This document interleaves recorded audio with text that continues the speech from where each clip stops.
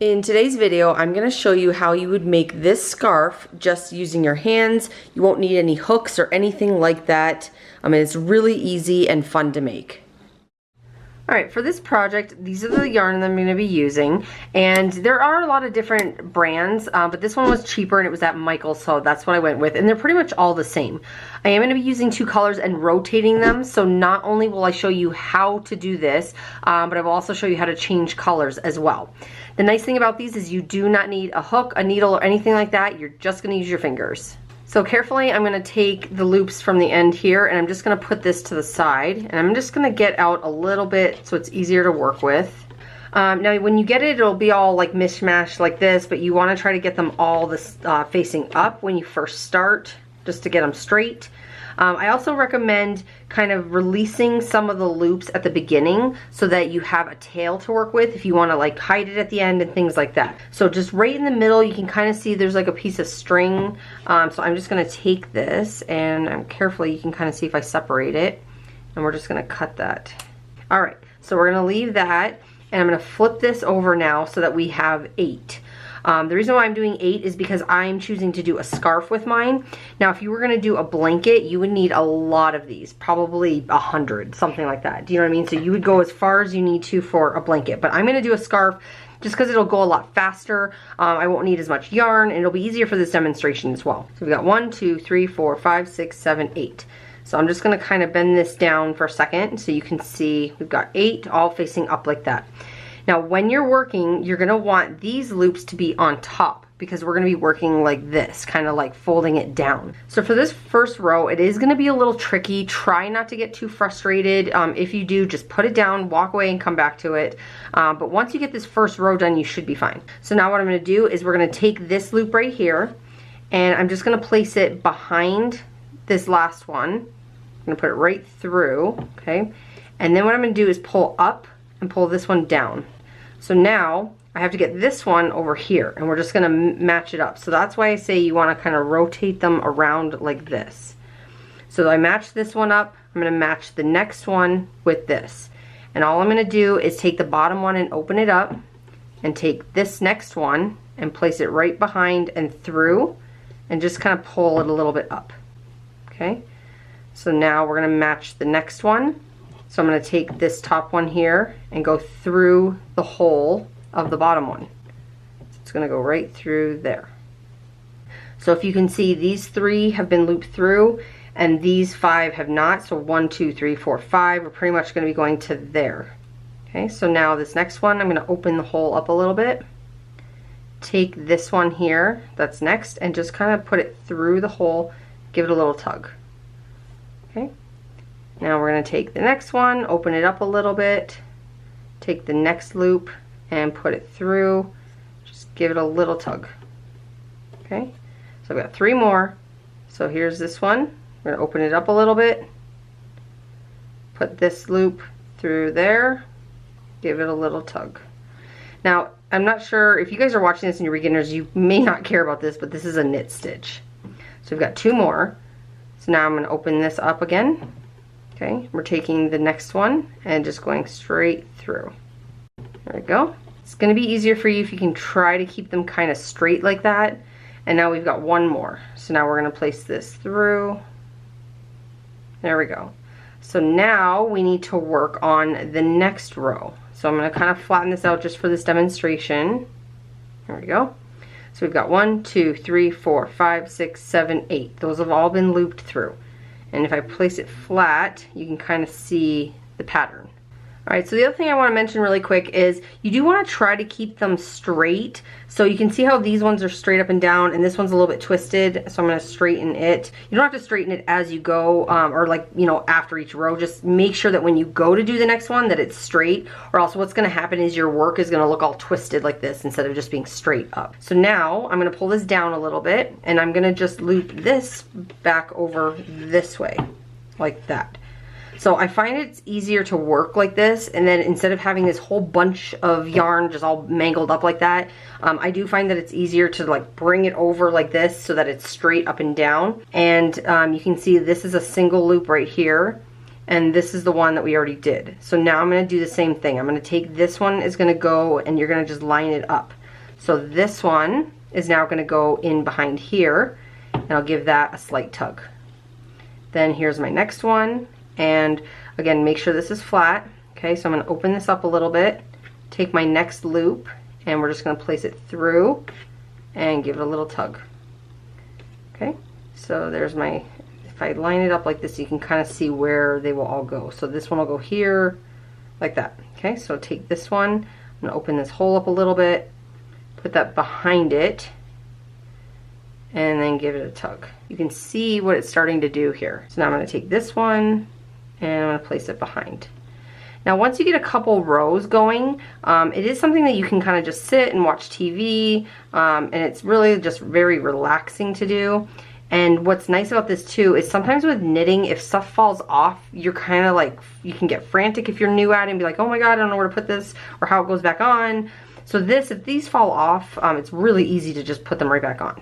Alright, so I just finished this row, and now I'm going to take my yarn and put it on top like that. And you always just match it up, right? As long as this comes over, you're just matching them straight up and down. I'm going to do a little bit more, and then I'm going to show you how to change colors. Now, I also wanted to show you how you would do this if you were sitting down somewhere, because you might not be sitting at, at a table or whatever, or if you want to just watch TV and do it.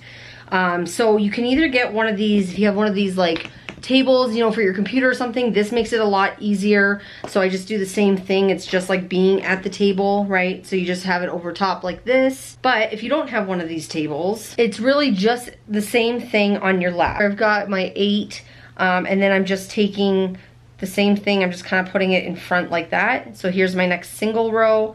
I'm just going to place it behind and through and give it a little tug. All right, so here's a bit of a better angle.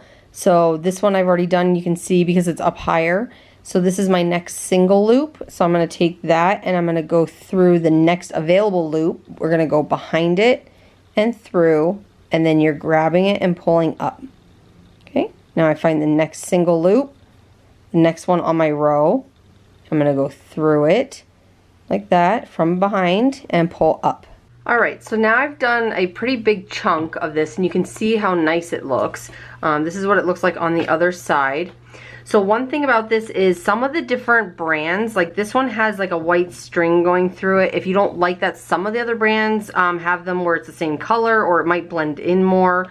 I'm not too picky on it, so I'm fine with that. But this is what it looks like so far. And now I'm going to introduce a new color. So I'm going to just kind of put this to the side for a second. And now I'm going to grab my red.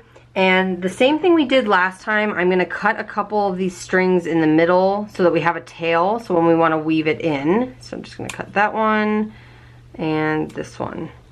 Now really the easiest way to do this is just to continue the same thing you've been doing with the gray or whatever color you're using and just keep going. So here you can see, here's my single loop, which would be the next one to go here. And we've got 1, 2, 3, 4, 5, 6, 7, 8. Okay, so normally what we would do is rotate this around, and the next single loop would go in here, this one would go here, and you would just kind of match it up. So we're going to do that same thing, but with a new color. Alright, so you can kind of see this here. So this is our single one, so we don't want that. We want the 8 that are on here. So this is my next one right here, and I'm going to do the same thing where I'm going to open this up. I'm going to take the first available color, and I'm going to place it right through and give it a little tug. Then I'm going to take my next one and put it behind and through and pull up. Okay, and then we'll do the next one, and we're going to do this going all the way across for 8. So there's 3. Take my next single, and that is 4. There we go.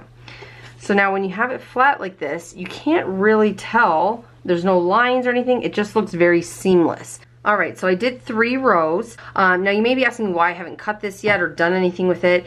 And for me, because I'm making this not just for the video, but I want to actually make it for myself, so I'm trying to decide if I want to keep doing color blocks of gray, red, or if I just want to do the whole thing gray. So now the other thing I really like about this is, let's say I decide I don't want to do the red. You literally just kind of like, I hold the scarf and then the end, and you just tug.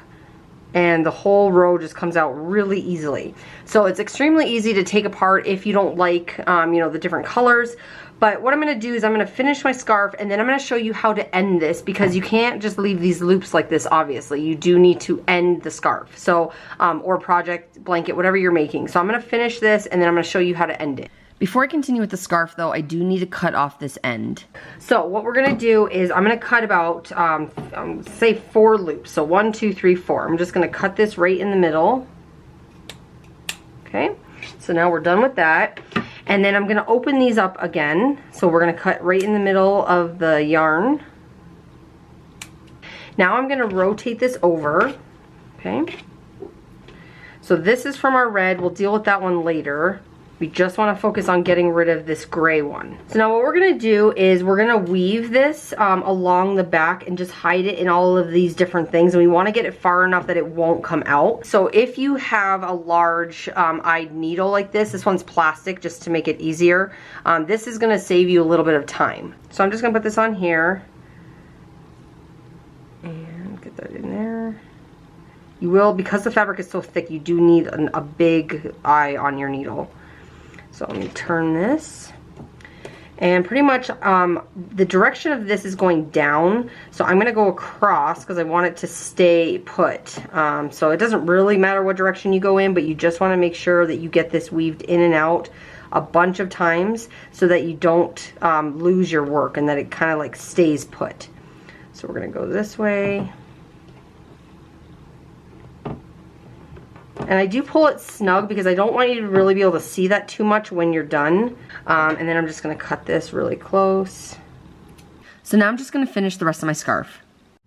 Alright, so now I finished my scarf. I did cut off the tail just to complete it, and now we need to kind of tie off these loops because you can't just leave it like this. So what we're going to do is we're going to work on the side that's on the opposite of the tail. So this is the end of the project. We want to leave that one to last, so we're going to work on this side. To start it, you're going to take the second loop and put it inside the first one.